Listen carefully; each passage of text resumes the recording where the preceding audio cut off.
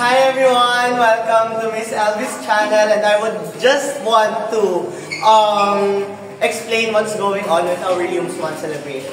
Ang main essence nitong Yums Month celebration is to make MCAians feel that they are safe within our institution. Siyempre, hindi lang naman spiritual ang binavalue ng MCA Manila, kundi ang ating mental health also. So, naisip namin as Yum students, para ma-break ang stigma na lagi kaming essays, public speaking, we wanted to widen their perspective sa aming celebration na to. That's why meron kaming maraming booths. Especially, yung pinagmamalaki namin is yung compliment yourself. Ang daming natuwa, ang daming naiyak sa compliment yourself. Tapos tong You're on Your Own Kid, which is inspired by Taylor Swift's song na You're on Your Own Kid, kasi hindi naman tayo lahat ready or aware na nandyan na yung adulthood.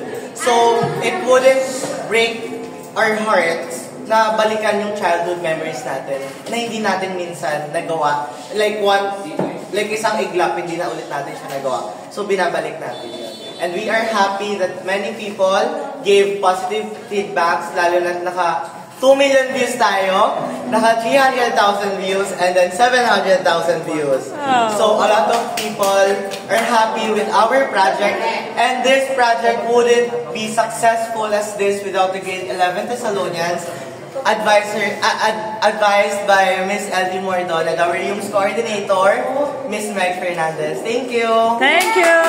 Yay! Iikot kayo ni Miss Elvie mamaya.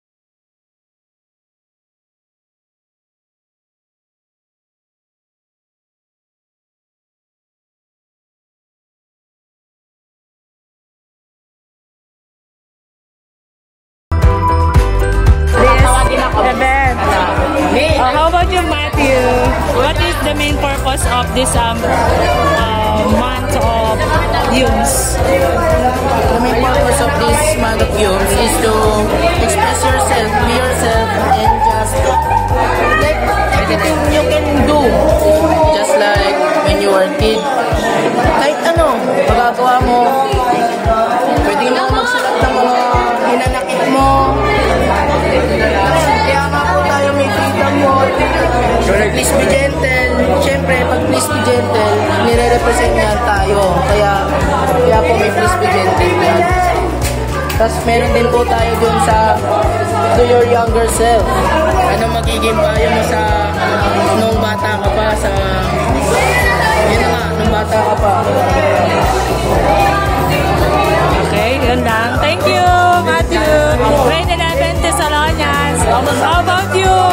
Siyempre, what is the purpose of that booth? Kenji, I will ask you something here. What is the purpose of this booth?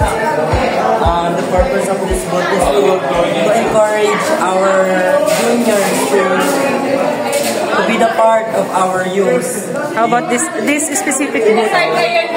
The specific booth. So, itong boot na to, for example, itong boot na to, dito ka mag-thank you sa hihirahin mo yung tao, nakakataka mo siya, papunta dito, kasi ito yung part na nag-thankful ka sa kanya. Gano'n. So, ayan, ito. Pwede mo daw i-drag dito yung mga friends mo or yung mga taong sobrang thankful ka na may naging part siya sa buhay mo. Okay, so thank you. May mga problems tayo may encounter at all. Siyempre, darating sa point na okay lang naman kasi it's part of the process. We're finding ourselves. Okay, thank you. Yes, you're finding part of the process now. We are still finding ourselves.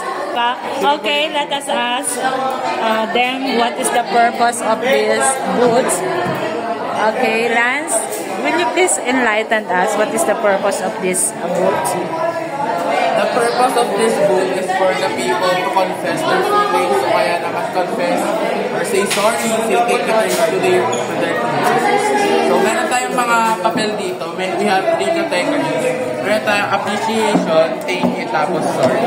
Tapos yung appreciation, pwede mo siyang gamitin sa mga tao na appreciate mo, kaya naman sa crush mo, ganun. Thank you sa teachers. Mga thankful na teacher namin. Okay. Then, kayo yung mismo magdadala sa kanila. Yes, kami din ang deliver yung mga nagawa na nilang letters sa pag-deliver. Okay. Thank you. Ang galing ng idea kasi ma-express mo yung feelings mo, di ba? Sa kanila din. Siyempre, yung mga hindi mo mailabas sa kanila, pwede kang mag-sorry. Pwede kang through these letters, ipadala mo sa kanila. Then, mag-thank you. Then, the appreciation. So, ang galing ng idea ng YUMS students. And like this one, you are not lost, you are here. Okay, so touching. Okay, what do you mean by this hashtag? WNRJS.